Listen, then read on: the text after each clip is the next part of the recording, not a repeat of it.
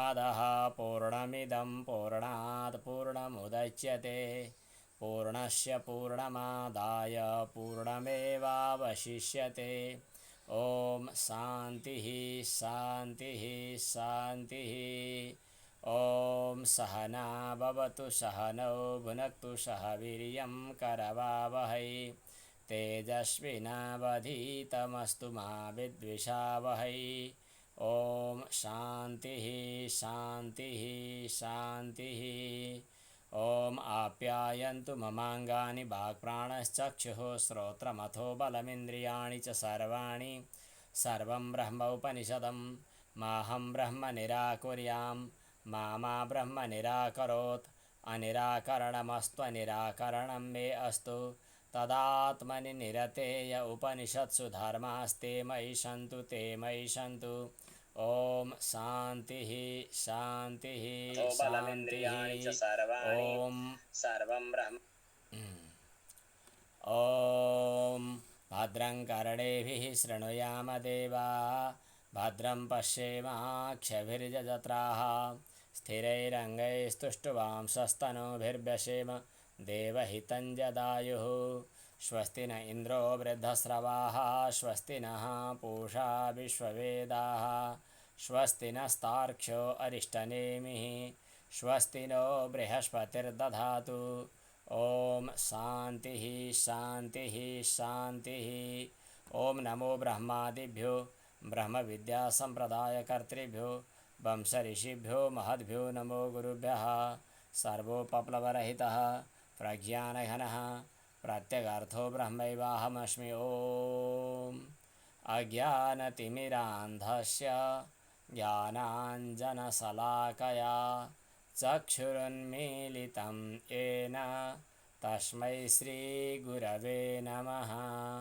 नारायणसमारम्भां शङ्कराचार्यमध्यमाम् अस्मदाचार्यपर्यन्तां वन्दे गुरुपरम्पराम्। नमो नमः।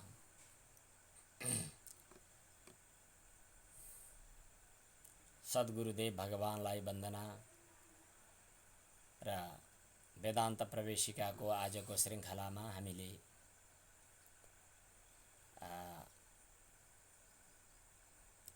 चर्चा गरिरहेका छौं कि अनात्म पदार्थबाट दृष्टिलाई हटाउनका लागि आत्माको स्वरूपमा स्थिर हुनका लागि अनात्माको पनि पहिचान आवश्यक छ। त्यसैले हाम्रा स्थूल शरीर सूक्ष्म शरीर कारण शरीर यसदेखि भिन्न आत्मा हो भनेर बुझ्न स्थूल शरीर सूक्ष्म शरीर र कारण शरीरको विवेचना चलिरहेको छ। गत प्रसङ्गमा हामीले सूक्ष्म शरीरको चर्चा गर्यौं। सूक्ष्म शरीर भन्नाले 5 ज्ञानेन्द्रिय 5 कर्मेन्द्रिय 5 प्राण अनि अन्तःकरण चतुष्टय जसभित्र मन बुद्धि अहंकार पर्दछन् अनि 5 तन्मात्रा अविद्या काम कर्म इत्यादि वस्तुहरू इत्यादि पदार्थहरू सूक्ष्म शरीरभित्र पर्छन्। यसलाई दुई तरिकाले एक थरी पुर्यष्टक भनेर 8 पुडियामा बाँडेर पनि कुरो गरिएको छ। हिजो हामीले चर्चा गर्यौं। वागादि पञ्च श्रवणादि पञ्च प्राणादि पञ्चाभ्रमुखानि पञ्च बुद्ध्याद्य विद्यापि च काम कर्मणि पुर्यष्टकं सूक्ष्म शरीरमाहु। तत्त्वबोधकै प्रसङ्गमा कुरो गर्दा तत्त्वबोधमा 17 कलाले युक्त भएको भनेर बताइएको छ। 17 कलाले युक्त भएको भन्ने ठाउँमा पंच ज्ञानेन्द्रियाणि पंच कर्मेन्द्रियाणि पंच प्राणादयः मनश्चैकं बुद्धिश्चैका एवं सप्तदश कलाविशः यस्तिष्ठति तत् सूक्ष्म शरीरम भनेर 17 कलाका कुराहरू आए। अब यसभित्र ज्ञानेन्द्रिय र कर्मेन्द्रियका 5 ज्ञानेन्द्रियहरू के हुन्, यी ज्ञानेन्द्रियका देवताहरू के हुन्, हामीले यिनको चर्चा पनि गर्यौं। हजुरहरूलाई कण्ठै छ। यसलाई त्याग्न बुझ्नका लागि पनि यस्ता फ्याँकिने कसिङ्गरहरूको पनि गणना हुन्छ। श्रोत्र त्वक चक्षु जिह्वा घ्राण यी 5 ज्ञानेन्द्रिय भए। हजुरहरूलाई भन्नु पर्दैन होला, धेरै साधकलाई थाहा छ। इन्द्रिय भन्नाले हामी बाहिर जसलाई देखिरहेका छौं यो इन्द्रिय होइन, यो इन्द्रिय बस्ने घर हो। यो गोलक हो। यो चाहिँ स्थूल शरीरमा हुन्छ, त्यसकारणले स्थूल शरीरलाई चाहिँ भोगायतनम भनियो। अनि यो चाहिँ सूक्ष्म शरीर चाहिँ भोग साधनम भनियो। इन्द्रियहरू भोग साधन हुन्, इन्द्रियका गोलकहरू भोगायतन हुन्। गोलक भन्नाले हाम्रो बाहिरी देखिएको आँखा, अनि बाहिरी कान, बाहिरी चाहिँ नाक, बाहिरी जिब्रो, बाहिरी चाहिँ इत्यादि गोलक हुन्। यसभित्र रहने जो इन्द्रिय हो त्यो इन्द्रिय अतीन्द्रिय हुन्छ। इन्द्रियलाई ग्रहण गर्न, इन्द्रियलाई देख्न मिल्दैन, इन्द्रियलाई समाउन, छुन, चलाउन मिल्दैन। यिनी इन्द्रियातीत हुन्छन्। इन्द्रियाणी अतीन्द्रियाणी भन्ने नियम छ। यिनीहरू अतीन्द्रिय हुन्छन्। यो प्रसङ्ग सुनिसक्नु भएको होला। अब श्रोत्र, चक्षु, जिह्वा, घ्राण यी 5 ज्ञानेन्द्रियहरू छन् भने यी इन्द्रियका 5 देवता पनि छन्। कस्तो कनेक्सन छ ठ्याक्कै। हाम्रो कान छ भने कानको कोही देवता उपकारक हुनु पर्यो, अनि यिनको विषय कोही हुनु पर्यो। कानको देवता को त भन्दा श्रोत्रको दिक् देवता, विषय चाहिँ शब्द ग्रहण गर्नु। त्वगिन्द्रियका देवता वायु, अनि यसको विषय चाहिँ स्पर्श ग्रहण गर्नु। चक्षुरिन्द्रियका देवता सूर्य, यसको विषय चाहिँ रूप ग्रहण गर्नु। रसनाका देवता चाहिँ वरुण, यसको विषय चाहिँ रस ग्रहण गर्नु।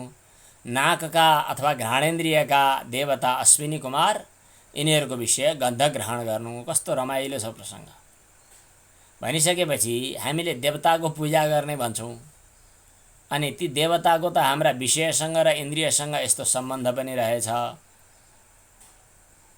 वेदमा, ऋग्वेदमा एउटा प्रसङ्ग आउँछ, अयम मे के वज्रहस्त पुरन्दरः भनेर हातलाई चाहिँ वज्रहस्त पुरन्दरः भनेर वेदमा आएको छ। यी इन्द्र महाराज खै, यी स्वर्गका राजा यिनै हुन्, यी इन्द्र महाराज। अनि चाहिँ विष्णु भगवान खै, हजुरहरूले जसलाई पाउमा पूजा गर्नुहुन्छ, दर्शन गर्नुहुन्छ, प्रणाम गर्नुहुन्छ, उहाँ विष्णु भगवान हुनुहुन्छ। कर्मेन्द्रियका पनि यसै गरी देवता र विषयहरू आए। कर्मेन्द्रिय के त भन्दाखेरि बाक, पानी, पाद, पायु, उपस्थ, यी 5 कर्मेन्द्रिय भए। बाक भनेको बाणी। यहाँ एउटा रसना इन्द्रिय, एउटा बाक इन्द्रिय, दुईटै इन्द्रिय चाहिँ यो मुखको सेरोफेरोमा बसे। तर त्यहाँ पनि आआफ्ना गोलक, आआफ्ना ठाउँ, आआफ्नो सेटिङ। ट्याक्क के धेरै गाईहरू 100 होइन 1000औं गाई छन् भने पनि गाई वनमा चर्न गयो भने फर्किँदा आफ्ना बाछाले चिनेर ठ्याक्कै आफ्नो आमाको दुध पिउन बाछा आइपुग्छ। त्यसै गरी हाम्रा यी इन्द्रियहरू र हाम्रा यी विषयहरू जहाँ जहाँ जे हुन् त्यहाँ ठ्याक्क मिलेर बस्छन्। वाणीका देवता चाहिँ अग्नि रहेछन्। अग्नि, मैले हजुरहरूलाई चाहिँ त्यति गर्मी लाग्दैन होला, म वाणीलाई प्रयोग गर्दैछु, त्यसकारणले गर्मी पो हुन्छ त। हजुरहरूसँग धेरै बोल्नु मतलब नयाँ व्यक्तिहरूलाई देखेर आत्तिएर गर्मी भएको होइन, वाणीको प्रयोग हुँदा गर्मी भएको। वाचो देवता बन्नी अग्नि। अनि यसको विषय के हो त भन्दा भाषणम भनेको बोल्नु, पानी भनेको हात भनिहाल्यौँ, वेदमा पनि यो कुरा आयो। पानीका देवता को त भन्दा इन्द्र, हस्तयोः इन्द्रः, हातका देवता इन्द्र। अनि यसको विषय के हो नि भन्दा वस्तुलाई ग्रहण गर्नु। पाण्ड्योर विषय वस्तु ग्रहणम। मैले क्रमसँग नभनेर माथि तल जोडिराखेको छु, बुझ्नेहरूले बुझिसक्नुभयो। पादयो विष्णु, पाउका देवता को विष्णु। हामी भगवान विष्णुलाई वन्दना गर्दछौँ। पाउमा पूजा गर्नु, पाउमा वन्दना गर्नु विष्णु हो। अनि त्यसपछि पायोर मृत्यु, पायु भनेको चाहिँ मलद्वार। मलद्वारको देवता चाहिँ मृत्यु देवता। हरेक रोगहरू प्राय चाहिँ मलद्वारका देवता बिग्रिएर, अर्थात् चाहिँ भनौँ के भन्छ, यो शौच सफा नभएर रोग लाग्छ। अनि त्यसको विषय के रहेछ त मलत्याग हो। त्यो गडबड भयो भने देवता पनि गडबडाउँछन्। अनि मृत्यु अर्थात् ग्यास्ट्रिक, पेट सफा नहुनु इत्यादिबाट चाहिँ मलत्याग ठिकसँग नहुनुबाट यो समस्या आउँछ। उपस्थ भनेको प्रजनन इन्द्रिय हो। यसका देवता प्रजापति हुन्। यसले सृष्टि गर्ने काम पनि गर्दछ। प्रजापतिले सृष्टि गरे भन्ने सुन्नुभएको छ। अब त्यसको विषय चाहिँ आनन्द ग्रहण पनि हो। सृष्टि गरेपछि प्रजापति आनन्दित हुन्छन्। यता प्रजनन इन्द्रियको विषय भोग गर्दा आनन्दको अनुभव हुन्छ भन्ने अर्थमा पनि आनन्द विषय हो भन्न सक्नुहुन्छ। यस प्रकार कर्मेन्द्रिय र ज्ञानेन्द्रियका विषय र देवताको कुराकानीहरू आए। अब यसमा शैली अलिअलि फरक पनि छ। यिनीहरू रजोगुण, तमोगुण, सत्वगुणका यी कार्य हुन् भन्ने कुरा हामी पछि यही तत्त्वबोधको उत्तरार्धमा पनि प्रसङ्ग गर्नेछौँ। के भन्छ, तस्माद् वा आत्मनः आकाशः सम्भूतः। आत्माबाट त्यहाँ बिचमा धेरैवटा चर्चा छन्। प्रकृति, महतत्व, अहम तत्व हुँदै हुँदै आत्माको सेरोफेरोबाट, आत्माबाट चाहिँ तन्मात्रा मतलब पञ्चतत्त्वहरू पैदा भए। आकाश, वायु, तेज, जल, पृथ्वी। अब यी पैदा भएका चिजहरूमध्ये ती चाहिँ जो पहिला पैदा भए नि, पृथ्वी, जल, तेज, वायु, आकाश, अर्थात् आकाश, वायु, तेज, जल, पृथ्वी, यिनीहरूको चाहिँ पनि सूक्ष्म महाभूत हुन्। यिनीहरू सूक्ष्म महाभूतलाई अपञ्चीकृत महाभूत पनि भन्न सक्नुहुन्छ, पञ्चीकरण नगरेका। पञ्चीकरण गरेको भन्ने कुरा पछि हामी बताउनेछौँ। पञ्चीकरण भनेको सामान्यतया अरू महाभूतसँग सम्मिश्रण भएकोलाई पञ्चीकृत भनेर भन्छौँ। पञ्चीकृत पञ्चमहाभूत हुन बाँकी छ। अपञ्चीकृत पञ्चमहाभूत अथवा पञ्चतत्त्वहरू, मूल पञ्चतत्त्वहरू, सूक्ष्म पञ्चतत्त्वहरू यस प्रकार पैदा भएको कुरा आएको छ। त्यही अपञ्चीकृत पञ्चमहाभूतबाट पनि यो एउटा तत्त्वबोधमा उल्लेख गरेको एक किसिमको प्रक्रिया हो। त्यसबाट पनि सात्विक, राजस, तामस अंश देखा पर्दछ। सात्विक अंशबाट ज्ञानेन्द्रिय पैदा भए, राजस अंशबाट चाहिँ कर्मेन्द्रिय पैदा भए, तामस अंशबाट चाहिँ पञ्चीकृत पञ्चमहाभूत पैदा भए भन्ने यो तत्त्वबोधको आफ्नो प्रक्रिया हो। यो पछि यही तत्त्वबोधमा आउँछ। सात्विक अंशबाट ज्ञानेन्द्रिय, के ज्ञानेन्द्रियमा बढी सत्वगुण, ज्ञान, प्रकाश, केही न केही गुणको त्यहाँ छनक भेटिन्छ। त्यो चाहिँ जस्तो हामी अहिले पनि सात्विक अंश प्रधान भएको अवस्थामा हामी चाहिँ केही चिन्तन गर्दछौँ, आदेशहरूलाई आज्ञा अनुरोध गर्छौँ अथवा निर्देशन दिन्छौँ। रजोगुण प्रधान भएको बेला सोच्न फुर्सद हुँदैन, जुर्क उठ्ने, हान्ने, ठोक्ने, हिँडिहाल्ने। त्यहाँ चाहिँ कर्म, कृत्य बढी हुन्छ। तामस अंश बढी भयो भनेदेखि त्यहाँ चाहिँ अलिकति चाहिँ त्यसको अवस्थायित्व, निरन्तरता अथवा एक किसिमको केही हुन्छ।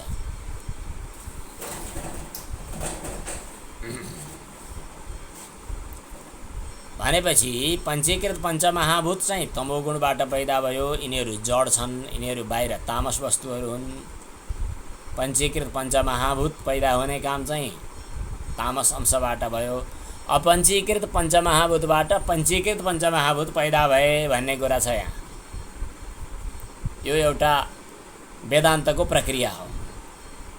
अपञ्चीकृत पञ्चमहाभूतको सात्विक अंशबाट चाहिँ ज्ञानेन्द्रिय, राजस अंशबाट चाहिँ कर्मेन्द्रिय, तामस अंशबाट पञ्चमहाभूत। यो त समष्टिको हिसाब भयो, के अरे व्यष्टिको हिसाब भयो। व्यष्टिको हिसाब हुँदाखेरि फेरि त्यसमा पनि रमाइलो छ। अब मैले यहाँ अलिकति तयार गरेर वृक्षारेख बनाएको भए मजा आउँथ्यो। त्यो मैले आरेख बनाएको छैन। अहिले बल्ल सम्झना आयो भन्दा भन्दै ए लहरमा। अब आकाशबाट, आकाशको सात्विक अंशबाट कानेन्द्रिय, आकाशको चाहिँ के अरे अनि त्यसपछि वायुको सात्विक अंशबाट चाहिँ छाला इन्द्रिय, त्वग इन्द्रिय, छाला होइन छालाभित्रको त्वग इन्द्रिय, अनि तेजको सात्विक अंशबाट चक्षु इन्द्रिय, जलको सात्विक अंशबाट रसना इन्द्रिय, अनि चाहिँ पृथ्वीको सात्विक अंशबाट घ्राण इन्द्रिय, नासिका घ्राण इन्द्रिय। सात्विक अंशबाट यी इन्द्रियहरू ज्ञानेन्द्रिय पैदा भए। अब यस्तै राजस अंशबाट फेरि चाहिँ कर्मेन्द्रिय पैदा भए। वाक, पानी, पाद, पायु, उपस्थ। यसमा पनि क्रमशः वाक, पानी, पाद, पायु, उपस्थ, प्रजनन इन्द्रिय, मलद्वार यिनीहरूको क्रमशः राजस अंशबाट उत्पत्ति भएको कुरा चाहिँ यही तत्त्वबोधमा पछाडि आउँछ। अनि तामस अंशबाट चाहिँ फेरि पञ्चीकृत पञ्चमहाभूतहरू पैदा भए भन्ने कुरा आइहाल्छ। अब बाघ इन्द्रिय चाहिँ आकाशबाट बाघ इन्द्रिय पैदा भयो, आकाशको राजस अंशबाट। अनि चाहिँ वायुको राजस अंशबाट चाहिँ पाउ इन्द्रिय पैदा भयो, अग्निको राजस अंशबाट पानी हात इन्द्रिय पैदा भयो, अनि जलको राजस अंशबाट उपस्थ इन्द्रिय र पृथ्वीको राजस अंशबाट मलद्वार पायु इन्द्रिय पैदा भयो। अब पृथ्वीको अंश गन्ध, अनि गन्धसँग सम्बन्धित मलत्याग, त्यसो भएपछि त्यो मलत्याग गर्ने इन्द्रिय जो पृथ्वीसँग सम्बन्धित भन्नु पर्यो। अब मूत्र त्याग गर्ने इन्द्रिय जो त्यो जलसँग सम्बन्धित भएको हुनाले जल तत्त्वको राजस अंशबाट पैदा भयो भन्नु पर्यो। त्यतिखेर चाहिँ प्रजनन इन्द्रिय चाहिँ त्यहाँबाट गयो। यसै गरी यिनीहरूको केही तर्क पनि केही तत्त्व पनि रह्यो। अब त्यसपछि अग्निको राजस अंशबाट हात, अग्नि पनि अलिक क्रियाशील हुन्छ, हात पनि क्रियाशील हुन्छ। अब त्यसपछि चाहिँ वायुको राजस अंशबाट पाउ र आकाशको राजस अंशबाट चाहिँ वाक इन्द्रिय, वाणी इन्द्रिय। वाणी शब्दसँग जोडियो, शब्द चाहिँ आकाशसँग जोडियो। यस प्रकार यिनका विषयसँग सम्बन्ध हुने अलिकति केही तर्क पनि छ, विचार पनि गर्न सकिन्छ। यिनीहरूको राजस अंशबाट कर्मेन्द्रिय पैदा भयो। अब तामस अंशबाट चाहिँ पृथ्वी जल तेज वायु आकाश चाहिँ समष्टि के मतलब सात्विक होइन के अरे अपञ्चीकृत पञ्चमहाभूतबाट पञ्चीकृत पञ्चमहाभूतहरू पैदा भए भने यो त समष्टि के बेष्टिको हिसाबमा। अब समष्टिको हिसाबमा कुरा गर्दा पृथ्वी जल तेज वायु आकाश अपञ्चीकृत पञ्चमहाभूतको समष्टि अंशबाट चाहिँ अन्तःकरण चतुष्टय पैदा भए, अनि बेष्टि अंश के अरे राजस अंशको समष्टि भागबाट चाहिँ 5 प्राण पैदा भए। यस्ता खाले कुराहरू पनि त्यहाँ पछाडि आएका छन्। यो चाहिँ वेदान्त विचारको प्रक्रिया हो, शङ्कराचार्यले तत्त्वबोधमा बताउनु भएको। अब यसलाई पुराणको शैलीमा विचार गर्दा अलि माथिबाट कुरा गरिएको छ, अलि पहिलेदेखिको सुरु हुन्छ। सृष्टिको क्रममा पुराणमा यस्तो कुरो आउँछ, सृष्टिको क्रममा जब भगवानले मायापति भगवानले सृष्टिको इच्छा गर्नुभयो, शिश्रिक्षा भन्छन्, सृष्टि गर्ने चाहना गर्नुभयो, त्यतिखेर आफूसँगै रहेको मायालाई अभिप्रेरित गर्नुभयो भन्ने छ पुराणहरूको प्रसङ्ग। गत वर्ष हामीले यो कुरा यतिखेरै भन्दै थियौँ होला हामीले, मायालाई अभिप्रेरित गर्नुभयो। अब जब माया आयो, माया चाहिँ एक किसिमले काल कर्म स्वभाव 3 रूपमा देखा पर्यो। माया नै कालको रूपमा, कर्मको रूपमा, स्वभावको रूपमा। अनि काल कर्म र स्वभावको रूपमा देखा परेको माया, अब मायाका 3 गुणहरू पनि देखा परे। ती 3 गुणहरूमा चाहिँ एक किसिमको हलचल भयो, क्षोभ भयो भन्ने छ। क्षोभ, हलचल हुनु पर्यो।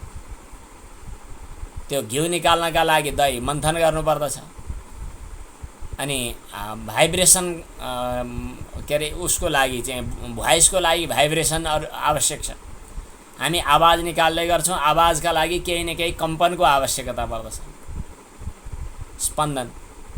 स्पन्दन र कम्पन र ऊ निस्किन्छ। यस्तै गरी त्यो भन्नु खोजेको चाहिँ त्यसमा केही हलचल आउनु पर्यो, केही परिवर्तन आउनु पर्यो, स्पन्दन हुनु पर्यो, क्षोभ हुनु पर्यो। क्षुब्ध हुने, छचल्किने भन्ने बुझ्नुहुन्छ होला। समुद्रमा छचल्किएपछि समुद्र मन्थन गर्दाखेरि क्षोभ भयो, त्यहाँबाट विभिन्न के 14 रत्नहरू पैदा भए भनिएको छ। ती मायाका गुणहरूमा जब क्षोभ भयो, काल कर्म र स्वभावको रूपमा देखा परेको मायामा, अनि तिनीहरूमा चाहिँ क्षोभ भएपछि एक किसिमले चाहिँ केही सत्वांश बढी भएको देखा पर्यो। सत्व एकतिर, रज एकतिर, तम एकतिर भयो। यी सत्वांश, रज अंश र तम अंशलाई त्यहाँ चाहिँ ज्ञान, क्रिया र द्रव्य भनेर 3 भागमा बाँडेको छ। यो पुराणको शैली हो, यो पनि तर्कसङ्गतै छ। ज्ञान, क्रिया र द्रव्य। अब यसमा भन्नै परेन हजुरहरूलाई, सात्विक अंशबाट सात्विक अंशको प्राकट्य चाहिँ ज्ञान, किनभने हाम्रो पनि चेतनामा सात्विक अंश जब प्रकट हुन्छ त्यतिखेर ज्ञान अभिव्यक्त हुन्छ। जब राजस अंश पैदा हुन्छ त्यतिखेर क्रिया, रजोगुण बढी हुँदा क्रिया, तमोगुण बढी हुँदा द्रव्य, वस्तु, पदार्थ। यस प्रकार सात्विक, राजस, तामस यी 3 पदार्थबाट यी 3 गुणहरू र 3 गुणमा 3 स्वभावहरू देखा परे। ज्ञान, क्रिया, द्रव्य। ज्ञान, क्रिया, द्रव्य यी 3टा कुराहरू देखा परे। यो कुरा त भइसक्यो। अब यी ज्ञान, क्रिया र द्रव्य यी 3 रूपमा देखा पर्नु भनेको के चाहिँ हो त भन्दाखेरि हामीले मायाबाट अहङ्कार, अहम तत्त्व प्रकट भयो भनेर भनेको थियो नि। महत तत्त्व अनि अहम तत्त्व। महत तत्त्व भनेको अलि माथिको प्रकृति भयो, अनि त्यहाँबाट चाहिँ अहम तत्त्व पैदा भयो। यही अहम तत्त्वमा चाहिँ ज्ञान, क्रिया र द्रव्य यी 3 किसिमका चाहिँ एउटा भावहरू देखा परे। यही नै भनेको जस्तो लाग्छ पुराणको तात्पर्य विचार गर्दा। अनि त्यहाँबाट फेरि विकार पैदा भयो। अब त्यो चाहिँ अलि अविकृत अवस्था थियो ज्ञान, क्रिया र द्रव्य। अब त्यसपछि विकार आइसकेपछि त्यसमा चाहिँ वैकारिक, तैजस र तामस भन्ने 3 भावहरू देखा पर्छन्। वैकारिक, तैजस र तामस। अब वैकारिक भनेको पक्कै पनि सात्विक खाले होला, विकृत पहिला भएको तर सात्विक अंश बढी। अनि तैजस, तामस अंश, के अरे तैजस भनेको राजस अंश बढी, तामस भनेको तमह अंश बढी भयो। अनि त्यो वैकारिक वा अर्थात् सात्विक अंशबाट चाहिँ मन पैदा भयो भनेको छ। अब त्यसपछि मन भनेको इन्द्रियहरूको मूल नाइके मन भयो। यो मनभन्दा मास्तिर चाहिँ अहङ्कार छ, अहङ्कारभन्दा मास्तिर चाहिँ महत्तत्व छ, के अरे महत्तत्व छ, महत्तत्वभन्दा माथि अहम तत्व छ। हो त्यो अहङ्कारमा जब विकारहरू पैदा भए अनि वैकारिक, तैजस र तामस यी 3 किसिमका चाहिँ अब बुद्धि तत्व भन्नुपर्ने भयो। किन मनभन्दा माथि बुद्धि, बुद्धिभन्दा पर अहम, यस्तो खाले कुराहरू आएको छ। अनि त्यहाँ चाहिँ जो वैकारिक, तैजस र तामस 3 भाव पैदा भएपछि अहमपछि अनि त्यहाँबाट सात्विक अंशबाट मन पैदा हुने, मन भन्नाले अन्तःकरण चतुष्टय नै पैदा हुने सात्विक अंशबाट। सात्विक अंशबाटै अन्तःकरण चतुष्टय पैदा हुने भन्ने कुरा चाहिँ त अघिको तत्त्वबोधको प्रक्रियामा पनि मिल्यो। किनभने पृथ्वी आदि महाभूतका सात्विक अंशबाट अन्तःकरण चतुष्टय, पृथ्वी जल तेज वायु के मतलब मन बुद्धि चित्त अहङ्कार भनेको थियो। तर यहाँ चाहिँ मन मात्रै भन्यौँ हामीले, किनभने बुद्धि अहङ्कार मास्टर छन्। अनि त्यसपछि चाहिँ त्यही मन सँगसँगै अब मन पनि आदेश दिन्छ, मनसँग जात मिल्ने। यहाँ मनलाई पनि इन्द्रियमा राखिएको छ हाम्रो यो प्रक्रियामा। त्यसकारणले मनसँग जात मिल्ने, मनसँग कुरो मिल्ने भएको हुनाले 10 इन्द्रियहरू पनि यही सात्विक अंशबाटै पैदा भएका छन्। अहम के वैकारिक यसबाट। अनि सात्विक अंशबाट 10 ज्ञान यही एकै ठाउँमा त्यो अघिको तत्त्वबोधको प्रक्रियामा सात्विक अंशबाट ज्ञानेन्द्रिय, राजस अंशबाट चाहिँ कर्मेन्द्रिय भनेको थियो। त्यो चाहिँ अपञ्चीकृत पञ्चमहाभूतबाट पैदा भयो भन्ने कुरा थियो। अब यहाँ अपञ्चीकृत पञ्चमहाभूतबाट पैदा भएको नमानेर अन्तःकरणलाई पनि महाभूतबाट पैदा भयो भन्ने प्रसङ्ग चाहिँ अलिकति सेट भएन। त्यसकारणले यसको पनि सम्बन्ध चाहिँ अलिकति माथिल्लो भयो। यसलाई चाहिँ एक किसिमले पुस्त्यौनी हिसाब गरेर त्यहाँ टक्क वृक्षारक देखाउने हो भने बहुत राम्रो हुने रहेछ। 10 ज्ञानेन्द्रियहरू, के अरे ज्ञानेन्द्रिय र कर्मेन्द्रिय गरेर 10वटा इन्द्रियहरू पैदा भएर अनि देवता पनि पैदा भए त्यहीँ। यो चाहिँ सात्विक अंश प्रधान। त्यसैले मैले कहिलेकाहीँ सात्विक अंशबाट देवता, राजस अंशबाट इन्द्रिय र तामस अंशबाट चाहिँ भूतहरू भन्ने गर्छु। मलाई त्यो कण्ठ छ। तत्त्वबोधको त्यो प्रक्रिया भन्दा पनि यो पुराणको प्रक्रिया चाहिँ अलिकति मलाई सेट भएको देख्छु।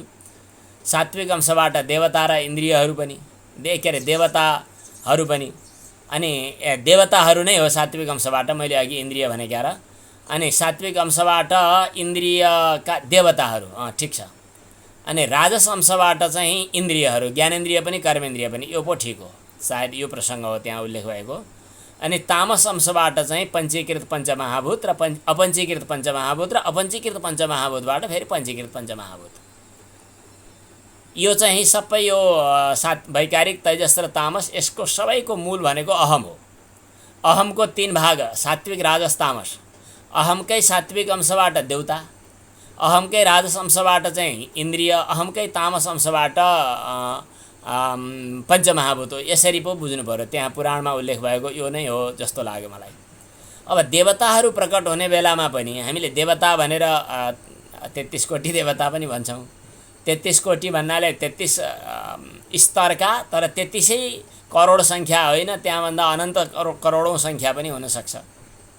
33 करोड किन 34 करोड किन भएनन् भन्ने प्रश्न रहन्छ। त्यसकारणले 33 कोटी भन्नाले 33 करोड भन्ने नभएर 33 क्याटेगोरी भन्ने अर्थ नै हो यसको। त्रयस्त्रिंशा सुराधसः, यस किसिमको शुक्ल यजुर्वेद संहिताको मन्त्र छ। त्यो मन्त्र यो 33 कोटी देवता भन्नेको मूल हो। अनि त्यसको चाहिँ व्याख्या गर्दा टीकाकारहरूले लेख्नु भएको छ कि 33 क्याटेगोरीका अलग अलग स्तरका भनियो।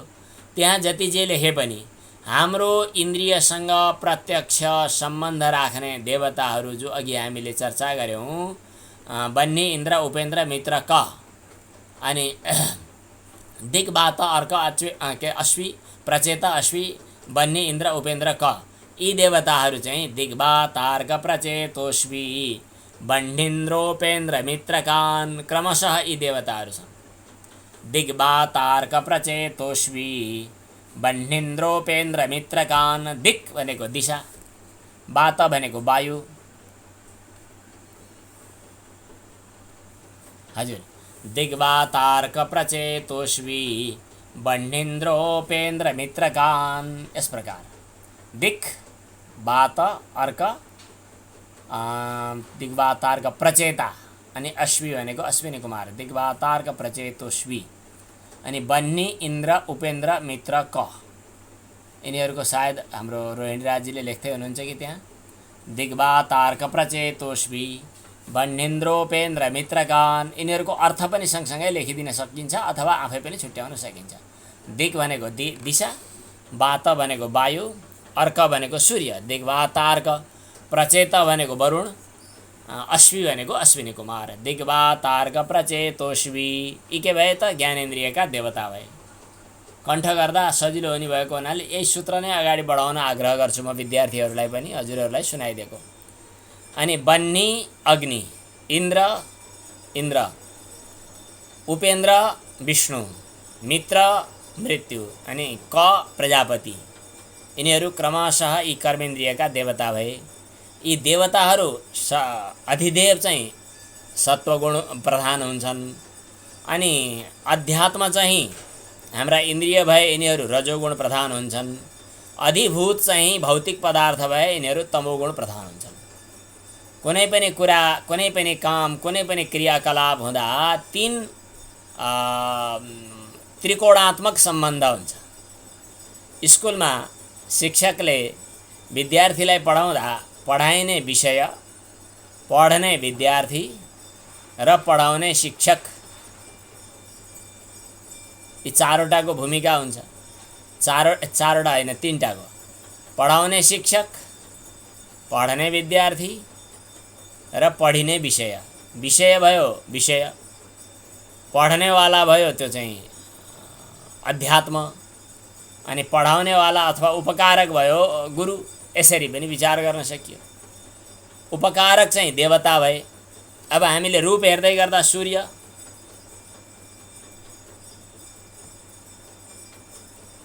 रूप हेर्दै गर्दा हाम्रो सूर्य अनि त्यसपछि रूप अनि चक्षु, यी तीनटाको सम्बन्ध हुनु पर्यो। चक्षु चाहिँ इन्द्रिय भयो रजोगुण, रूप चाहिँ तमोगुण, देवता चाहिँ सत्वगुण। सत्वगुण, रजोगुण र तमोगुण यी तीनटाको सम्मिश्रणबाट हाम्रो क्रियाकलाप बनेको छ। सत्वम सुखे सञ्जयति। सत्वगुण, रजोगुण, तमोगुणहरू त सत्वम रजस्तमश्चैव रजसत्वम तमस्तथा, रजोगुण सत्वगुण तमोगुण, तमोगुण सत्वगुण रजोगुण, यिनीहरूको त तलमाथि तलमाथि आरोह अवरोह यो भएरै हाम्रो सृष्टि हुने हो। त्यसकारणले गुणमा क्षोभ भनेर बताएको छ। गुणमा क्षोभ, तीनटा गुणमा चाहिँ कुनै पनि हालतमा चाहिँ यताउति हुनै पर्यो। हामीले घडा बनाउँदाखेरि माटो पनि चाहियो, अथवा भनौँ घरमा ढलान गर्दाखेरि ढुङ्गा माटो गिटीमा के अरे ढुङ्गा चाहियो, गिटी चाहियो, बालुवा चाहियो र सिमेन्ट चाहियो। तर बालुवा छुट्टै, सिमेन्ट छुट्टै र गिटी छुट्टै राखेर ढलान त हुँदैन। तिनीहरू मुछिएको हुनु पर्यो। त्यसपछि बल्ल नयाँ संरचना तयार हुन्छ। त्यहाँ पनि सत्वगुण, रजोगुण र तमोगुणको भाव विचार गर्न सकिन्छ। यी तीनटा गुणमा जब क्षोभ आउँछ, उथल पुथल आउँछ, एक आपसमा चाहिँ सम्मिश्रण हुन्छ, उसले उसको तालमेल मिलाउँछन्, त्यसपछि यी सब गतिविधिहरू सुरु हुन्छन्। यस प्रकार 10 ज्ञानेन्द्रिय, 10 10 ज्ञानेन्द्रिय र कर्मेन्द्रिय अनि 10 चाहिँ यिनीहरूका देवता अनि 10वटा चाहिँ यो के भन्छ यो पञ्चीकृत पञ्चमहाभूत र अपञ्चीकृत पञ्चमहाभूत, यिनीहरूको सम्मिश्रणबाट चाहिँ यो सूक्ष्म शरीर तयार भएको छ। अथवा सृष्टिको क्रम पनि त्यही थियो। सूक्ष्म शरीरमा आएका यी प्रसङ्गहरू जो पञ्च ज्ञानेन्द्रिय, पञ्च कर्मेन्द्रिय, अनि यहाँनिर प्राणको प्रसङ्ग आएको छैन। पञ्च प्राणहरू पनि यसको समष्टि अंशबाट पैदा भए भन्ने कुरा चाहिँ यो रजोगुणबाटै समष्टिबाट पञ्च प्राण पैदा भए भन्ने कुरा आएको छ। त्यसलाई स्वीकार गर्न सकिन्छ। अब यति कुरा भइसकेपछि अब यस पछाडि अगाडि बढौँ हामी। अब मैले सुन्छु, मैले खान्छु, मैले देखेँ, मैले विचार गरेँ, म आएँ, म गएँ, तिमी आएनौ, हिजो मैले देखिनँ। जति पनि क्रियाकलाप हजुरका भइरहेका छन् यी सबै जाने नजानेका कर्महरू, क्रियाकलापहरू जति छन् यी सबै चाहिँ हजुरका आफ्ना कर्म होइनन्, माने सूक्ष्म शरीरका कर्महरू हुन्। सम्पूर्ण कर्महरू, जाने नजानेका सम्पूर्ण क्रियाकलापहरू सबै चाहिँ सूक्ष्म शरीरका हुन्। अब ती सूक्ष्म शरीरमध्ये कसका के हुन् भन्ने कुरा छुट्याएर बुझ्नु पर्यो। सङ्कल्प विकल्प भयो भने त्यो मनको धन्दा हो भन्ने बुझ्नु पर्यो। पक्का निश्चय गर्ने, यो त यसै गर्नु पर्यो। अब कुनै पनि हालतमा वेदान्त प्रवेशिका चाहिँ पक्का दैनिक रूपमा सुन्नु पर्यो भनेर तयार हुनेहरूको निश्चय जो हो त्यो चाहिँ हाम्रो बुद्धिको काम हो। अब त म कुनै हालतमा पनि यो काम गर्दिनँ निश्चय गरे, त्यो बुद्धिको काम भयो। अब त्यसपछि चिन्तन गर्ने जो काम हो त्यो चित्तको, मेरो होइन नि। फेरि अहम यस किसिमको प्रतीति जो हो त्यो चाहिँ अहङ्कारको भयो। अब यसपछि चाहिँ अब अरू पनि धर्मका कुराहरू छन्। मोटो हुनु दुब्लो हुनु चाहिँ सँग सम्बन्धित कुरा हो भने स्थूल शरीरको हजुरलाई थाहा भइहाल्यो। अब सूक्ष्म शरीर अन्तर्गत पनि फेरि 3टा कोष छन्, यो हामी एकछिन पछाडि बताउँछौँ। प्राणमय, मनोमय र विज्ञानमय। यहाँ हामीले प्राणमयभित्र इन्द्रियहरू सबै त्यहाँभित्र पर्छन्। प्राणमय भन्ने बित्तिकै त्यहाँ इन्द्रियहरू पनि परे, किन स्थूल शरीरमा त इन्द्रिय छैनन् नि। प्राणमयभित्र इन्द्रियहरू पनि परे। इन्द्रियलाई पनि प्राणको संज्ञा दिएको छ। अनि इन्द्रिय, प्राणलाई अझ इन्द्रियको नायके, इन्द्रियको राजा भनेर बताइयो। छान्दोग्योपनिषदमा प्राणको र इन्द्रियको विवाद भयो। म ठुलो कि त ठुलो भने, अनि त्यसपछि जो ठुलो उसले आफ्नो ठुलोपन साबित गरोस् भने। अनि प्राण इन्द्रियहरू चाहिँ एक एक गरी उठेर हिँड्न थाले, केही पनि फरक परेन। आँखा नदेखे पनि वर्षौँ दिन चल्यो काम, कान नसुनेर पनि वर्षौँ दिन काम चल्यो। तर जब प्राण उठेर हिँड्न थाले त सब छटपटाए, नै नै नै नै तपाईँ नगइदिनुहोस्, तपाईँ गएपछि त हामी त मर्न रहेछौँ भने सबैले। यसको मतलब इन्द्रियका नायिके चाहिँ प्राण रहेछन् भन्ने कुरा त्यहाँ आएको छ। उच्छ्वास निश्वास विजृम्भण च्युत, यो प्राणको सायद प्रसङ्ग चाहिँ विवेक चूडामणिमा आएको हो कि जस्तो लागिराखेको छ। विवेक चूडामणिको यहाँ श्लोक पत्तो लाग्छ कि म प्रयास गर्छु हजुरहरूलाई देखाउनका लागि।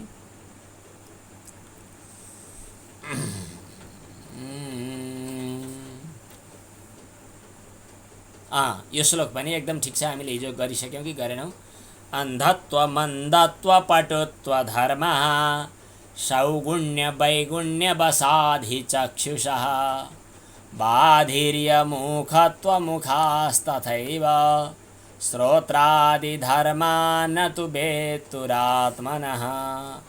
अन्धत्व, आँखा नदेख्ने धर्म, इन्द्रियसँग सम्बन्ध भयो। मन्दत्व, लाटो अथवा बोल्न नसक्ने, जिब्रो नफड्कारिने, अथवा पटुत्व भनेको फटाटटट बोल्न सक्छ भन्ने कुरा। अनि सौगुण्य भनेको आहा राम्रो गुण, राम्रो यसको क्रियाकलाप। वैगुण्य अथवा चक्षुषः सौगुण्य वैगुण्य वसात, आँखाको सौगुण्य वैगुण्यका कारणले राम्रो हेर्न सक्छु, राम्रो हेर्न सक्दिनँ भन्ने। बाधिर्य भनेको बहिरो भएँ भन्ने। मुखत्व, लाटो भयो, बोल्न सकेन भन्ने, इत्यादि सबै जति छन् यिनीहरू श्रोत्रादि धर्माः, श्रोत्रादि इन्द्रियहरूका धर्म हुन्, आत्माको होइन। भनेपछि यी चाहिँ हाम्रा सूक्ष्म शरीरका, सूक्ष्म शरीरभित्र आएका इन्द्रियादिहरूका यी चालामाला हुन्। अब यसपछि प्राणका धर्म के हुन् यो पनि यहाँ आयो। उच्छ्वास निश्वास विजृम्भण च्युत। उच्छ्वास भनेको श्वास लिने, निश्वास छोड्ने, विजृम्भण हाई गर्ने, च्युत भनेको चाहिँ हाच्छ्युँ गर्ने, प्रस्यन्दन भनेको चाहिँ प्रस्पन्दन हुने अथवा चल्ने गर्ने, उत्क्रमण भनेको छोडेर हिँड्ने, इत्यादि जति पनि क्रियाहरू छन्, प्रस्पन्दन पनि छ, प्रस्यन्दन पनि छ। यिनीहरू प्राणका धर्महरू हुन्। प्राणस्य धर्मौ असना पिपासे, त्यति मात्रै नभएर भोक लाग्ने, प्यास लाग्ने यस्ता कुराहरू पनि प्राणका धर्म हुन्। उच्छ्वास निश्वास, उच्छ्वास निश्वास विजृम्भण च्युत प्रस्पन्दनाद्युत्क्रमणादिकाः क्रियाः प्राणादिकर्माणि वदन्ति तज्ञः प्राणस्य धर्मौ असना पिपासे, सन्धि गर्दा प्राणस्य धर्मा बसना पिपासे भयो। यस्ता यिनीहरू जो हुन् यी चाहिँ अन्तःकरणका धर्म हुन्, मेरा धर्म होइनन् भन्ने कुरा यहाँ निर्णय गर्न थालियो। अब यहाँनेरि बुझ्नुपर्ने कुरा के हो भने बाहिरी इन्द्रियले त स्थूल शरीरका विषयहरूलाई ग्रहण गर्यो। अघि मैले बताएँ सूक्ष्म शरीरमा आउने जो इन्द्रियहरू हुन् यिनीहरू दृश्य हुँदैनन्, इन्द्रियद्वारा ग्रहण गरिँदैन भन्यौँ हामीले। इन्द्रियाणी अतीन्द्रियाणी यो दार्शनिकहरूको नियम छ। तर पनि वेदान्त दर्शनभित्र आएर विचार गर्दा जति पनि अनुभव गरिने पदार्थहरू हुन् तिनीहरू सबै दृश्य हुन्। हामीले दृग्दृश्य विवेक गरेका थियौँ नि एकपटक। इन्द्रियलाई पनि मैले मेरो इन्द्रिय हो भन्ने अनुभव गर्दछु, त्यसकारणले यी दृश्य नै हुन्। मेरो आँखाले भलै देखेन, चक्षुरिन्द्रियले चक्षुरिन्द्रियलाई भलै देखेन, तर कसैले त देख्यो, त्यसकारणले चक्षुरिन्द्रिय पनि यस अर्थमा दृश्य भयो। इन्द्रियगम्य होइन तर दृश्य भयो। यी सबै चिजहरू चाहिँ जसरी स्थूल शरीर दृश्य छन् त्यसै गरी चाहिँ यी सबै कुराहरू दृश्य छन्। म यी सबैलाई जान्नेवाला द्रष्टा साक्षी हुँ भन्ने कुरा आफूलाई अनुभव गर्ने हो। यति विवेक गर्नुको तात्पर्य चाहिँ त्यो। अब सत्वगुण रजोगुण तमोगुणको बबाल बबन्डर हामीले जे जति अघि सुनायौँ यी सबै कुराहरू चाहिँ सूक्ष्म शरीरमा देखिए। अब यी सबै कुराहरूको साक्षी चाहिँ त आत्मा हो। म साक्षी न यिनीहरूको गुणमा बाँधिएको छु, न म त्यो अहङ्कारको सन्तान भएर जन्मिएको हुँ, न यिनीहरूसँग म लसपस हुनुपर्ने अवस्था छ, न वास्तवमा म यिनीहरूको बन्धनमा बाँधिएको हुँ। म यिनीहरूको बन्धनमा नबाँधिएकोले बाँधिएको हो कि झैँ किन ठान्ने। यिनीहरूमा म बाँधिएको जस्तो लाग्नु भनेको त एउटा औपाधिको उपाधिद्वारा काल्पनिक। घैँटोले के अरे आकाशले घैँटोभित्र छिरेँ भनेर म त घैँटोभित्र साँगुरिएँ भनेर त्यही दुनियाँमा किन रमाएर बस्ने। घट त उपाधि हो, घट नष्ट हुँदा आकाश त महाकाश बराबर छ। त्यसै कारणले म निरपेक्ष निरुपाधिक पूर्ण व्यापक शुद्ध चैतन्य आत्मामा कल्पित कर्तृत्व भोक्तृत्व प्रमातृत्व परिच्छिन्नत्व बद्धत्व आदि धर्महरू चाहिँ सबै काल्पनिक हुन्, आफ्ना स्वरूपमा त होइनन्। त्यसकारणले इन्द्रियको उपाधिद्वारा ममा कर्तापन आयो। मैले गरेको होइन, इन्द्रियले गर्दछ त मैले के गर्ने। यसमा चाहिँ कर्तापन भोक्तापन र प्रमातापन तीनटा चाहिँ छन्। यो कर्तापन चाहिँ कर्मेन्द्रियको उपाधिलाई साथमा लिएर कर्ता भयो। गर्ने कर्मेन्द्रियले हो, मैले होइन। तर कर्मेन्द्रिय उपाधि साथमा भएको हुनाले ममा कर्तृत्व आइपुग्यो। ज्ञानेन्द्रियले जान्ने हुँ भन्छ। ज्ञानेन्द्रियको उपाधि साथमा बसेको हुनाले म चाहिँ प्रमाता हुन पुगेँ। अब मनको उपाधि साथमा भएको हुनाले म भोक्ता हुन पुगेँ। वस्तुतः म तीनटै सूक्ष्म शरीरका उपाधिहरू ज्ञानेन्द्रियका कर्मेन्द्रियका र मनका उपाधिबाट फरक छु भने म नित्य शुद्ध मुक्त शुद्ध स्वभाव छु भने म यी उपाधिमा किन अल्मलिएर बस्ने, यो विचार गर्ने हो। यो चिन्तनका लागि हामी सूक्ष्म शरीरको विवेचना गरिरहेका छौँ। अब सूक्ष्म शरीर कस्तो हुन्छ, सूक्ष्म शरीरको अनुहार आकृति प्रकृति कस्तो हुन्छ।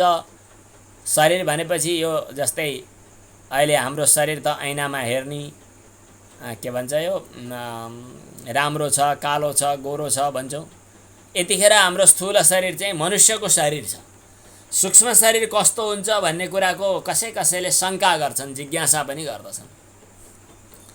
कतिपयहरूले के पनि भनेको पाइन्छ भने हामीले पिण्ड दिन्छौँ नि, पिण्ड मरेपछि पितृहरूको नाममा श्राद्ध गर्ने चलन छ। श्राद्ध गर्दा पिण्ड दिन्छौँ। सामान्य रूपमा हामीले बुझ्ने गरेको के भने हामीले दिएको पिण्ड पितृले खान्छन् होला भन्ने चलन छ। अनि त्यसकारणले पिण्ड लडाएर अनि पितृले खाए भन्ने चलन छ। त्यो चलन चाहिँ शास्त्रीय आधारसँग जोडिएको होइन। डराउनु भयो होला, फरक ठान्नु भयो होला। पिण्ड शब्दको अर्थ छुट्टै छ। पिण्ड भनेको डल्लो, त्यो कुनै भोजन होइन। पितृले त्यो खाने होइन। पितृले खास भोजन गर्ने चिज भनेको चाहिँ पहिलाको सिधा र पहिलाको चाहिँ जो आमान्न दान गरिन्छ अनि पहिला जो तर्पण गरिन्छ त्यो चाहिँ उनीहरू कहाँ पुग्ला, उनीहरूले खाने भए त्यो खालान्। पिण्ड चाहिँ खाने होइन। यो पिण्ड भनेको त वेदान्त पढेकालाई थाहा हुन्छ, यत पिण्डे तत् ब्रह्माण्डे भनेर भनिन्छ। जो ब्रह्माण्डमा छ त्यही हाम्रो पिण्डमा छ भनेको त पिण्ड भनेको त यो शरीर रहेछ, यो शरीरलाई पिण्ड भनिन्छ। पिण्डदान भनेको त यो शरीर नै परमात्मामा समर्पण गर्नु भनेको पो हो त वास्तवमा त। तर पितृहरूको सम्झनामा जो पितृहरूको श्राद्धमा जो पिण्डदान गरिन्छ त्यो एक किसिमको ब्रह्माण्डको प्रतीक हो, पितृहरूको भोग शरीर हो। पितृहरूको त्यो त्यसबाट पितृहरूले तृप्ति प्राप्त गर्ने हुन्, भोजन भात खाने होइन। त्यो त भोजन त त्यो पिण्ड त कि त गाईलाई खुवाइन्छ कि नदीमा बग्छ र माछाले खान्छ भन्ने कुरा त्यो पुस्तक लेख्ने पण्डितजीलाई पनि थाहा छ। तर उनीहरूले त्यति सामान्य कुरा गर्दैनन्। तर यति मात्रै हो कि हामीले दिएका पिण्डबाट, हामीले दिएका अन्नपानीबाट पितृहरूलाई तृप्ति प्राप्त हुन्छ, सन्तुष्टि प्राप्त हुन्छ भन्ने कुरा। खानेकुरा एउटा हुन्छ, सन्तुष्टि प्राप्त गर्ने कुरा अर्को हुन्छ। अब मैले अहिले उठाउन थालेको प्रसङ्ग के हो भने सूक्ष्म शरीर कस्तो आकृतिको हुन्छ भन्ने कुरा हो। कसैले यही अज्ञानमा बिचमा रुमाल लिएर के भन्छन् भने हामीले पिण्ड दिन्छौँ खिरको, पितृहरू चाहिँ मानौँ अर्कै कुनै जन्ममा गाई बस्तु पशु पक्षी भएर जन्मिएका रहेछन्, हामीले दिएको खिर उनीहरूको लागि भोज्य त हुँदैन, के गर्ने भनेर भन्छन्। हो, त्यो भोज्य हुँदैनन्। जहाँ जुन अवस्थामा छन् त्यही अवस्थामा उनीहरूले यस वस्तुबाट तृप्ति प्राप्त गर्दछन्। शास्त्रको तात्पर्य यति मात्रै हो, तृप्ति सन्तुष्टि प्राप्त हुन्छ। त्यो सन्तुष्टि प्राप्त हुनका लागि उसले खाने नै कुरा दिएर खाएरै सन्तुष्टि हुन्छ भन्ने होइन। जो जहाँ जुन अवस्थामा छ त्यसले त्यही सन्तुष्टि प्राप्त गर्दछ। अब मान्यौँ कोही कसैको पितृ मुक्त भइसक्यो, मुक्त भइसकेको पितृका लागि सन्तुष्टिको आवश्यकता परेन, तर पनि छोराले पिण्ड दिनै पर्छ। किनभने ऊ तृप्त हुनका लागि त तिम्रो सङ्कल्प हो, सङ्कल्प गरिराख, केही छैन। ऊ तृप्त हुने कुरा आफ्नो कर्मले भइसके, आफ्नो ज्ञानद्वारा भइसके। प्रारब्ध कर्मणाम भोगादेव क्षयः, उनले भोग नगरिकन हुँदैन आफूले गरेका कर्मको। हामीले दिएका पिण्डपानीको पितृहरूलाई त्यस्तो पुरै ठ्याक्कै परिवर्तन हुने भन्ने पनि त्यति धेरै हुँदैन। तर जहाँ जुन अवस्थामा छन् त्यही अवस्थामा उनीहरू चाहिँ तृप्ति अनुभव गर्दछन्, सन्तुष्टिको अनुभव गर्दछन् भन्ने मात्रै हो। तर अहिले भन्न लागेको कुरा के भने हामी अहिले मनुष्य शरीरमा छौँ। मनुष्य शरीरमा रहेको हुनाले यतिखेर हाम्रो सूक्ष्म शरीर पनि मनुष्य शरीराकार जस्तै हुन्छ यतिखेर। त्यसैले स्वप्न अवस्थामा हामीले आफू स्थूल शरीरमा जस्तो आकृति प्रकृतिको थियौँ त्यस्तै आकृति प्रकृतिको आफूलाई प्रायः अनुभव गर्दछौँ। कहिले बुढो भएको, कहिले बच्चै अवस्थामा रहेको यो परिवर्तन हुन पनि सक्छ, नहुन पनि सक्छ। कहिलेकाहीँ धेरै जसो स्थूल शरीर जस्तै हुन्छ। अब जब यो स्थूल शरीर नष्ट हुन्छ तब अर्को शरीर ग्रहण नगर्दासम्म यही स्थूल शरीरको संस्कार उसमा हुने भएको हुनाले स्थूल शरीरका अनुकूल संस्कारहरूद्वारा उसले केही सूक्ष्म शरीरद्वारा दौडधुप गर्ने, भोग गर्ने, जे काम गर्ने हो गर्दै गर्छ। तर उसले त्यसपछि यथाशीघ्र फेरि स्थूल शरीर ग्रहण गर्नुपर्ने हुन्छ।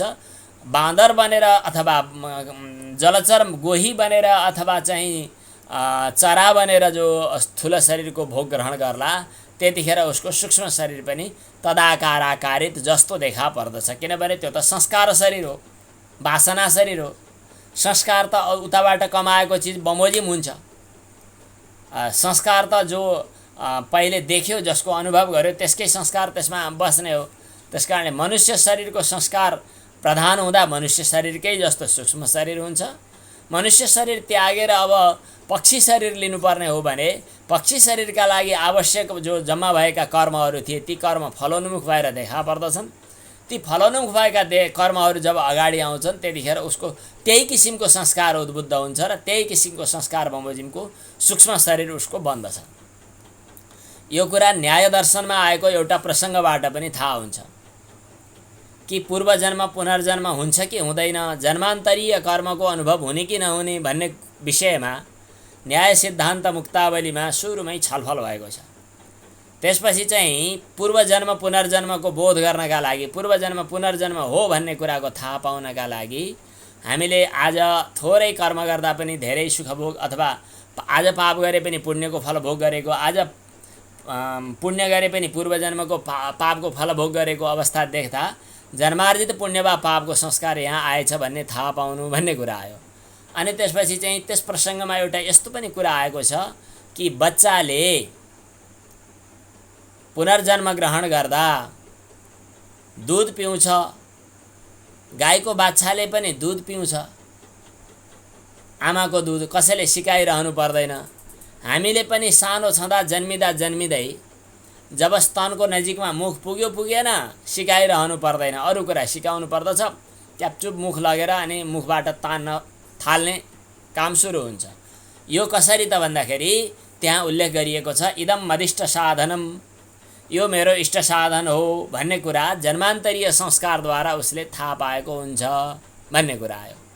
भनेपछि के भयो त भन्दा पूर्वजन्ममा मनुष्य बन्दाखेरिको जो संस्कार हो नि, आमाको दुध पिउँदा मलाई तृप्ति हुन्छ भन्ने संस्कार, त्यो संस्कार यो जन्ममा उद्बुद्ध भएको हुनाले नसिकाइकन पनि बच्चाले त्यो दुध चाहिँ पिउन थाल्छ भन्ने दार्शनिकहरूले त्यहाँ चर्चा उठाउनु भएको छ।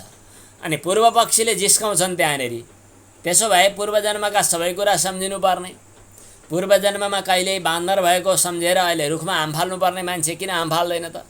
पूर्वजन्ममा कुकुर भएको अहिले सम्झेर पूर्वजन्मको संस्कारले अहिले चाहिँ फेरिको मान्छे भएको बेला कुकुरकै आहारा किन खाँदैन त भनेर पूर्व पक्षीले शङ्का गर्दछन्।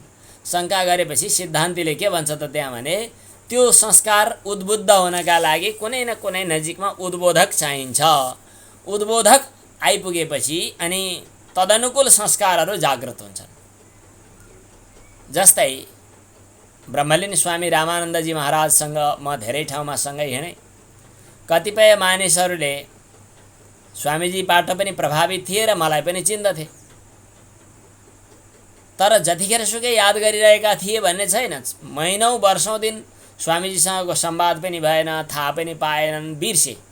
अनि मलाई देख्ने बित्तिकै उहाँसँग उहाँको पनि भेटघाट भएको थियो भनेपछि मलाई देख्ने बित्तिकै अनि उनीहरूले स्वामीजीको अवस्था कस्तो छ भनेर कहाँ हुनुहुन्छ भनेर सोध्थे। त्यो स्वामीजी विषयका स्मरणका लागि मेरो दर्शन चाहिँ उद्बोधक भयो। उद्बोधक भनेको त्यो संस्कार जगाइदिने आधार भयो, त्यो संस्कार कोट्याइदियो, त्यो संस्कार उद्बुद्ध बनाइदियो। यसै गरी जब हामी प्रारब्धका कारणले मनुष्य शरीरमा आउँछौँ, पूर्वजन्मको मनुष्य शरीरमा अनुभव गरेका संस्कारहरू उद्बुद्ध हुन्छन्। यताबता आमाको स्तनपान गर्न वा मनुष्य शरीरका कतिपय संस्कारहरूलाई लिएर काम गर्न हामी एउटा सक्छौँ। स्वप्नावस्थामा पनि त्यस्तै हो। हामी मनुष्य शरीरमा रहेको बेला मनुष्य शरीरकै अनुकूलका संस्कारहरू अभिमुख हुने भएको हुनाले स्वप्नावस्थामा मनुष्य शरीरै जस्तो हुन्छ। स्थूल शरीर त शय्या बिस्तारामा पलङमा सुतिरहेको हुन्छ, तर जीवात्माले सूक्ष्म शरीरको आधारमा त्यतिखेरै सृष्टिका मतलब रथका लागि आवश्यक सृष्टिहरू सब रचना गर्दछन्। अथ रथान रथयोगान पथा सृजते। अनि यो स्वाप्निक छुट्टै सृष्टि पनि हुन्छ। त्यो सृष्टि गर्दा वा स्वाप्निक प्रपञ्चलाई लिएर अहम भन्ने जो हो जीव, त्यसलाई चाहिँ तैजस भन्नुपर्दछ। अनि यो जाग्रत अवस्थामा अहम भन्दै हिँड्ने जो जीव हो त्यसको नाम चाहिँ विश्व भनिन्छ। अनि चाहिँ कारण अवस्थामा अथवा भनौँ सुषुप्ति अवस्थामा, अब यसपछिको प्रकरण सुषुप्तिको आउँछ, सुषुप्ति अवस्थामा चाहिँ जो देखा पर्दछ वा सुषुप्ति अवस्थाको अभिमानी जो हो त्यसलाई चाहिँ यद्यपि अभिमान गरेको उसले त्यतिखेर अनुभव गर्न सक्दैन, तर त्यो जो हो त्यसलाई प्राज्ञ भनेर भनिन्छ भनेर तीन किसिमका विश्व, तैजस, प्राज्ञ यी तीनटा कुराहरूको चाहिँ चर्चा हामीले माण्डुक्योपनिषदमा पनि गरेका छौँ। हामीले जे अब यसको निष्कर्ष के हो भने हामीले जे गरिरहेका छौँ, जे भोगिरहेका छौँ, जे गरिरहेका छौँ, यो सबै मैले गरेको होइन। गुणागुणेषु वर्तन्त इति मत्वा न सज्जते, गीताको श्लोक। अब विषय हो त्यो पनि गुणकै कार्य हो, इन्द्रिय हो त्यो पनि गुणकै कार्य हो, देवता हुन् ती पनि गुणकै चटक हुन्। गुणागुणेषु वर्तन्त इति मत्वा न सज्जते। श्रीमद्भागवतको 11 स्कन्धमा हंसगीताको उपक्रम छ। त्यो हंसगीतामा एकपटक सनक सनन्दन सनातन सनत कुमार 4 योगीश्वरहरू ज्ञानको खोजीमा ब्रह्माजी भएको ठाउँमा गए, पितामह भएको ठाउँमा। पितामहसँग उनीहरूले एउटा जिज्ञासा राखे, सोधे। के सोधे भने यहाँ एउटा साह्रै नै अप्ठ्यारो जालझेल भइरहेको छ। ब्रह्माजीले भन्नुभयो के भइरहेको छ? फुर्सद थिएन। कहिले कहिले कतिपयले फोन गर्दछन्, यता पुस्तक हेर्नु छ, उता लेख लेख्नु छ, फोन पनि गर्नु छ, उता फोन गर्दै ध्यान उता छ, उता किताब लेख्नु छ, उता कसँग तनाव छ, उता के छ एकैचोटि 5वटा कुरा गर्दा के भन्छु भन्दा अर्कै थोक भनिदो रहेछ। कहिले कहिले त्यस्तो पनि हुन्छ हामीलाई पनि। ब्रह्माजीको ध्यान कता कता थियो, सोध्नुभयो के के के भयो? सनकादिहरूले भने गुणेश्वाविशते चेतो गुणाश्चेतसि च प्रभो कथम अन्योन्य सन्त्याग मुमुक्षुरतितिरिषो। हामी मुमुक्षु हौँ, हामी संसार सागर पार तर्न खोज्छौँ, तर यहाँनेरि पार तर्नै दिएन। यो मनले विषयको चिन्तन गरिरहन्छ अनि ती विषयहरू मनमा स्फुरण हुन्छन्। अब विषय मनमा स्फुरण हुने अनि मन चाहिँ विषयतिर दौडिरहने, यी दुईटाको लछार पटार चाहिँ चलै छ, खेदै छन्। अब गुण विषयहरू चित्तमा स्फुरण भइरहेका छन्, चित्त विषयको पछि लागेको छ। यिनीहरूको त कहिल्यै यो दौडादौडी चाहिँ यो लुकामारी कहिल्यै पो शान्त नहुने भयो, के गर्ने होला भनेर सोधे। गुणेश्वाविशते चेतः गुणाश्चेतसि च प्रभो कथम अन्योन्य सन्त्यागः। आखिरमा यिनीहरूको यो सम्बन्ध नटुटाएसम्म हाम्रो मोक्ष प्राप्त हुने सम्भावना छैन। यिनीहरूको सम्बन्ध कसरी टुटाइदिने त भनेर सोधेपछि अझ पहिला त यस्तो पनि छ, ब्रह्माजीलाई सोध्यो, ब्रह्माजीले केही पनि उत्तर दिन जान्नु भएन। भन्नुभयो, मेसै पाउनु भएन, के भन्न खोजेको अरे भन्नुहुन्छ। कहिलेकाहीँ अन्य मनस्क भएको बेलामा कतिपय साधकले प्रश्नहरू सोधे, के भन्न थाल्नुभयो मैले अलिकति बुझिनँ भन्नुपर्छ। एकाग्र नभएसम्म त्यस्तै हुन्छ। ब्रह्माजीले केही मेसो नपाएर त्यत्तिकै बसिरहेका बेलामा एउटा हाँस आइपुग्यो उताबाट। अनि हाँसलाई सोधे, तपाईँ को हुनुहुन्छ भनेर हाँसलाई सोधे। अनि हाँसले उत्तर दियो कि तपाईँहरूले कुन दृष्टिले सोध्नु भएको हो? पाञ्चभौतिक शरीरको दृष्टिले सोध्नु भएको हो भने तपाईँको शरीर पनि पृथ्वी जल तेज वायु आकाशको हो, मेरो शरीर पनि पृथ्वी जल तेज वायु आकाशको हो, सोध्नै परेन। आत्माको दृष्टिले सोध्नु भएको हो भने आत्मा जुन हजुरभित्र छ त्यही आत्मा मभित्र छ, अनि को भनेर सोध्नुपर्ने कुरै छैन। को भवान इति वह प्रश्नो वाचारम्भो ह्यनर्थकः। बोल्नु नै सोध्नु नै बेकार भयो, मैले त तपाईँहरूले सोध्न ठिक हुन्छ जस्तो लागेन भन्थे हाँसले। हाँसको रूपमा प्रकट भएका साक्षात भगवान हुनुहुन्थ्यो, हंसावतार भनिन्छ। अनि त्यसपछि अघिको प्रश्न आयो। अघिको प्रश्नको उत्तर दिने बेलामा के भन्नुभएको छ भने त्यो चित्तमा विषयहरू स्फुरित भए, विषय चित्तमा स्फुरित भए भन्यो। यी सबै के हुन् त भन्दाखेरि गुणका कार्य हुन्।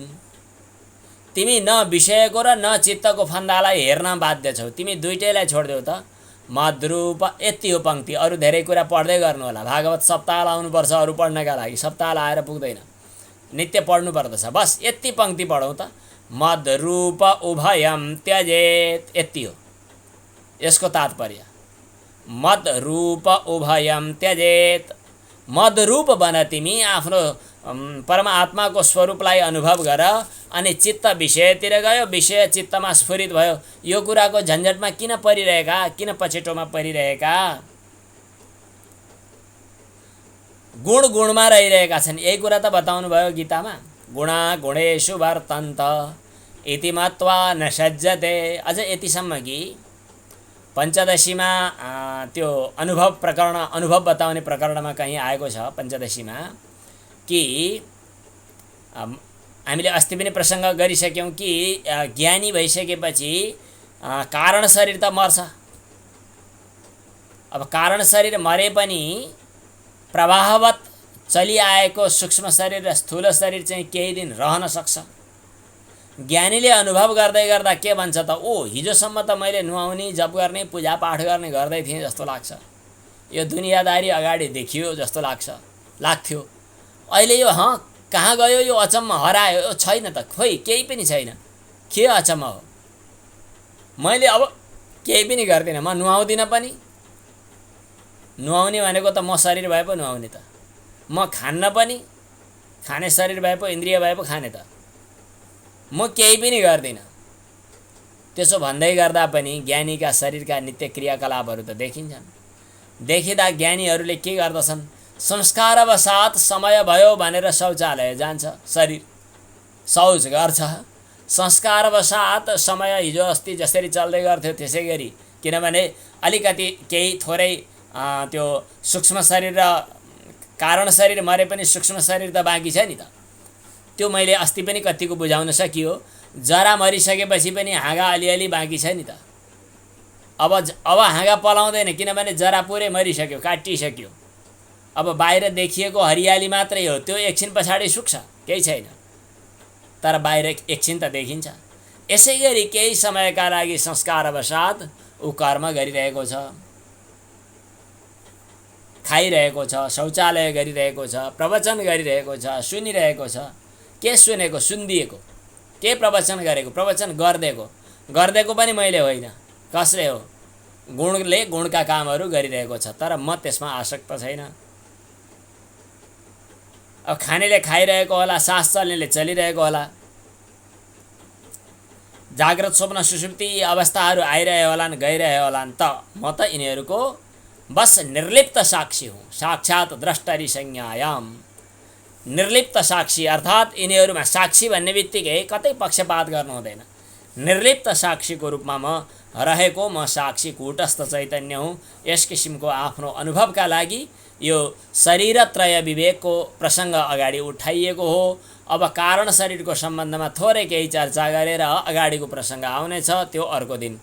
हरि ओम तत्सत्। ओम पूर्णमदः पूर्णमिदं पूर्णात् पूर्णमुदच्यते पूर्णस्य पूर्णमादाय पूर्णमेवावशिष्यते। ओम शान्तिः शान्तिः शान्तिः। नमो नारायण।